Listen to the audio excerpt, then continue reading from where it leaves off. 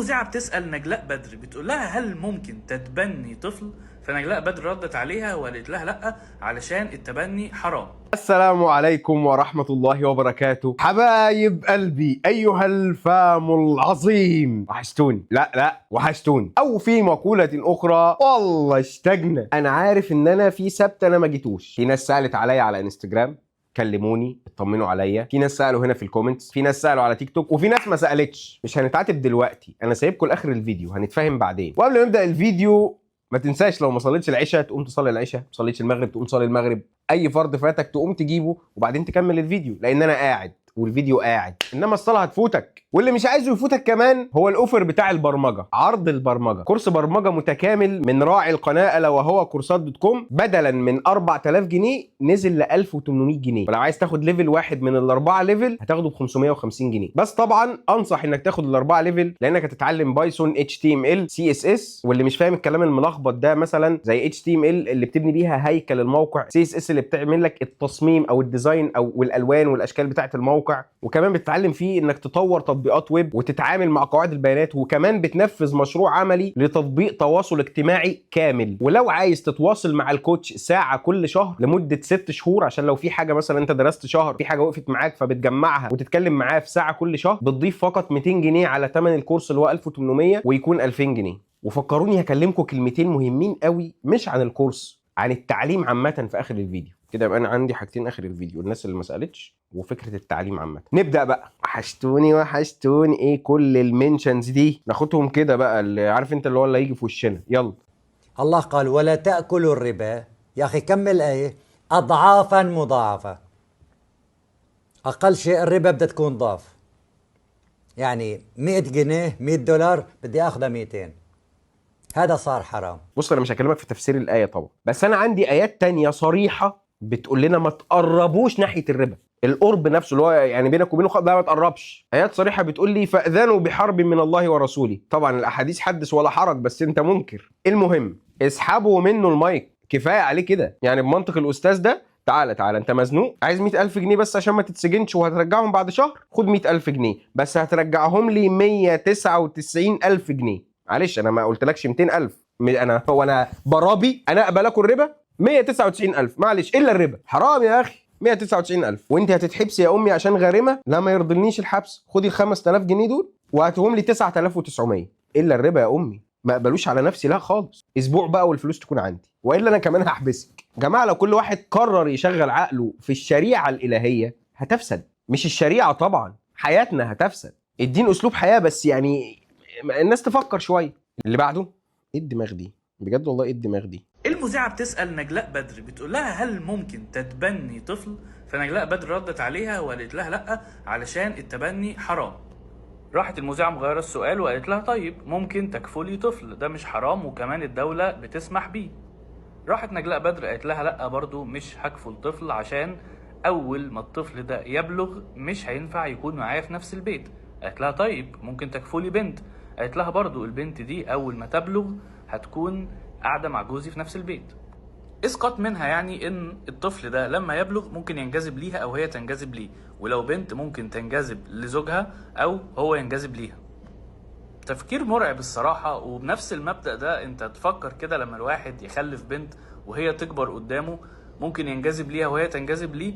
هو انت اللي تفكيرك مرعب ومقرف وايه ده، مع ان نجلاء بدر ما اسقطتش على حاجه وما قالتش حاجه يعني، بس هو اسقط لوحده. ولكن خلينا ناخد موضوع التبني بجمله بسيطه جدا. الاسلام قال فيه ايه؟ ادعوهم لابائهم. يعني ايه؟ الولد ده انا لقيته في الشارع وهو مش ابني، الاسلام بيقول لك ما تقولش على اللي مش ابنك انه ابنك. بس الاسلام ما قالش حاجه تاني. بل وكافأ من يكفل اليتيم بأنه في الجنة مع الرسول صلى الله عليه وسلم، وكفالة اليتيم مطلوبة. طب الإسقاطات والحوارات وابني ويكبر والأفلام الهندي دي كلها فإحنا مالنا؟ أنا الجملة مختصرة بسيطة جدا.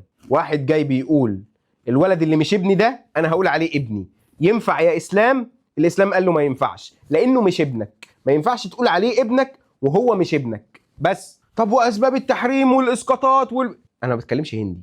الجملة كفيلة ان هي تلغي الحوارات دي كلها، بس احنا بنحب الحوار. هل ينفع اقول على اللي مش ابني ابني؟ لا ما ينفعش. طب اكله اشربه اسكنه؟ طب خلاص هيبلغ اعمل ايه؟ جوزه. وانا مش هحرق معاك زي ناس كتير واقول لك اصل لما يكبر، واصل لما تكبر، واصل الميراث، واصل.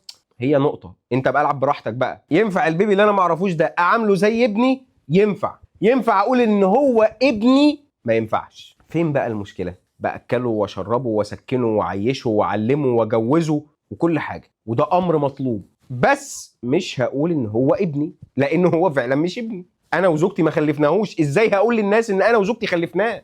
ثانيا بقى الناس اللي بتفتح موضوع التبني، هي دي حاجه انا ما كنتش عايز اتكلم فيها. ممكن حضرتك تقول لي انت متبني كام واحد؟ طب متبني واحد، طب كافي اليتيم؟ مين اليتيم اللي بتكفله؟ عايش فين؟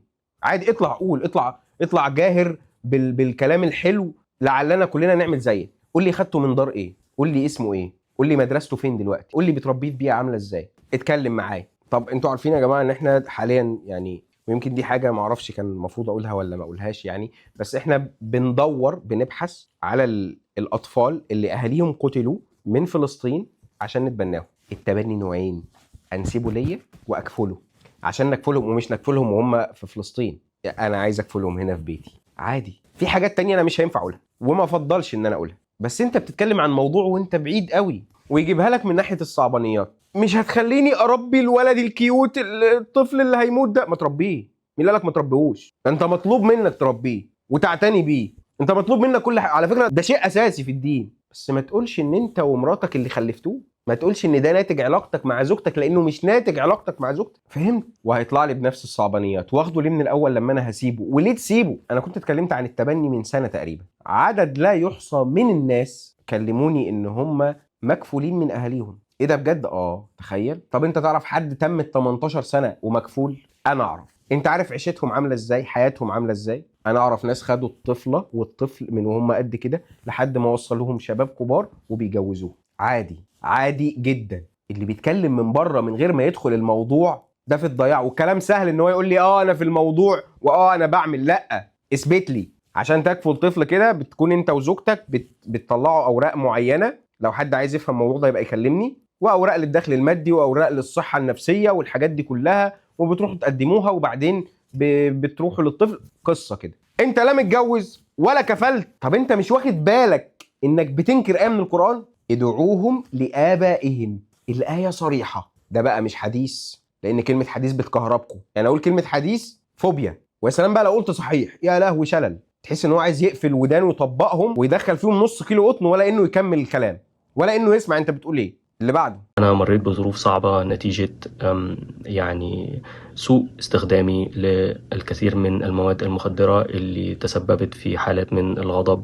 والحزن الشديدين، وتبع ذلك كثير من التصرفات اللي أنا مش بس غير راضي عنها. الحمد لله. ازيك؟ عامل ايه؟ انا فرحان جدا. انا كنت قلت لكم في فيديو قبل كده يا جماعه ان الواحد يعني حتى لما بينتقد حد بيبقى زعلان عليه، او لما بيشوف حد رايح في طريق كده اخرته هلاك بيبقى زعلان عليه لان العقوبه كبيره. والله اعلم هو هيقف لحد هنا ولا هيتسحب لحد ما يوصل لدرجه توصله انه خلاص هو دخل في حته مش هيرجع منها، وحته عقابها وحش قوي. فكنت بقول لكم ان دايما الواحد خايف على اللي قدامه، سواء اللي بنتقده او اللي انا ضده بالكليه، واكيد برضه خايف على نفسي. فما تستغربوش اني بفرح لما الاقي حد بيرجع، حتى لو هيبقى يروح تاني مش مشكله، ان شاء الله يرجع تاني. فطلبي من الناس بقى لما حد يرجع ما نبقاش شياطين الانس. يومين وهترجع، يومين وهتقلع الحجاب، يومين وهتشيل النقاب. اما انت عامل لنا فيها شيخ اسبوع وهلاقيك بتعمل اللي كنت بتعمله. انا زنقت واحد من دول يعني. قبل كده كان ليا حاجات للرياكت والنقد والهزار يعني والحاجات دي. ففي حد استلمني يعني، انت هتستشيخ، ده انت اول امبارح مش عارف كنت بتعمل ايه، ده انت مش عارف ايه وبتاع. قلت له لسه، ولو طلعتك مسرح مش هنزلك، ولو استلمتك هبكيك، ولو اللي فاتوا كانوا 100 فهاخد 101 وابقى توب عادي، هرجع على ايدك. الناس دي بقى اللي حرفيا نفسي يتصلحوا، عشان دول كارثه. ما تكسرش مجاديف اللي بيحارب انا بعوم بالعافيه. انت عايز تغرقني ليه؟ انت بتشدني لتحت ليه؟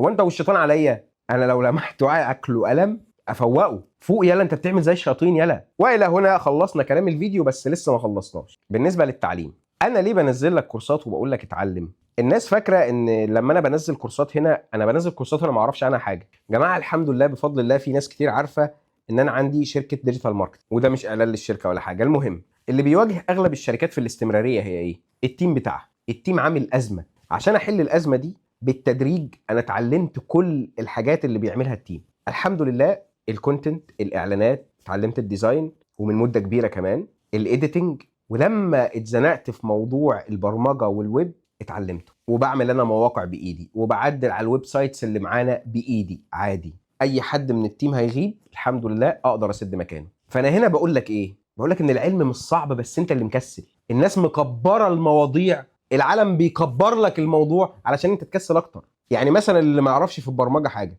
وقلت له لغه ال HTML ودخل شاف الاكواد من بره هيترعب، مع ان ال HTML ما هو الا هيكل، والاكواد دي حاجات عبيطه جدا. واي تول انت بتشتغل بيها دلوقتي بقت مزوده بالاي اي، اللي هو انت بتدي له طرف انت عايز ايه وهو بيكمل لك الباقي. حرفيا بفضل الله عملت ويب سايت في 3 ساعات او يمكن 4. لو كلمت حد عن الكودينج ومش هيقول لك لا اصل الدنيا مش صعبه. وانت بدات تكلم حد في الديزاين يقول لك بس انا هطلع ديزاين حلو ازاي؟ بالاستمراريه. يا راجل اتعلم 10 تولز، يعني الفوتوشوب كده افتحه، اغلب المصممين اللي في العالم ما بيستخدموش اكتر من 10 تول، 10 ادوات تعرف بس دي بتاعت ايه ودي بتاعت ايه ودي بتاعت ايه. الايديت، المونتاج، الستايل بتاعه واحد في كل البرامج، في كاب كات، في بريمير، في دافينشي ريزولف. الفكره واحده، هتقص بايه، هتدمج ازاي، هتضيف افكت ولا لا، الموضوع سهل. كذلك الاعلانات، كذلك الكونتنت. انا كنت فاكر زمان ان انا بس اللي كده، انا الوحيد اللي عارف ال4 دول مثلا او ال5 مهارات دول، لكن مع الوقت ومع العلاقات والمعارف عرفت ان اغلب الناس اللي في المجال شاطرين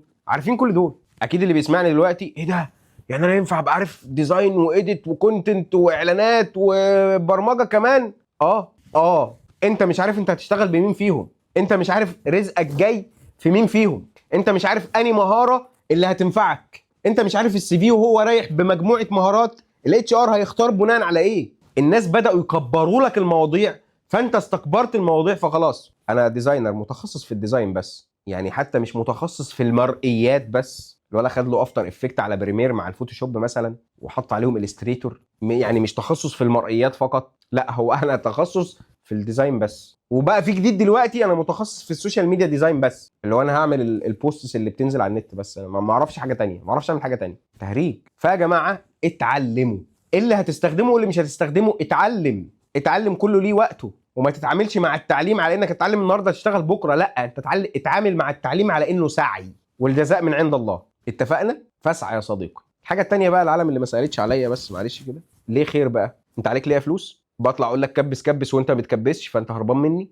مالك يا حبيبي؟ ما تسالش عليا ليه؟ مش باجي انا كل سبت وبسال عليك وبتكلم معاك؟ صلي بس على النبي كده عشان انا وانت ناخد ثواب. ايوه ما بتسالش عليا ليه؟ هيطلع لي واحد دلوقتي يقول لي بكلمك على الانستجرام يا فرمان وما بتردش. لا انا مش لاقي رد للموقف ده يعني، فانا ممكن ابقى ارد في الفيديو اللي جاي، او انا ممكن ارد دلوقتي يعني واقول لك مشغول واقول لك في رسائل كتير واقول لك الرساله بتاعتك بتظهر تحت واقول لك حاجات كتير جدا، بس مش حاسس ان الرد ده يبقى كفايه يعني. حاسس ان انا بعد ما فردتها قوي وقعد اقول لك ما بتسالش ليه وبزعق وبتاع. طب انا اشوفكم الفيديو الجاي على خير. السلام عليكم ورحمه الله وبركاته.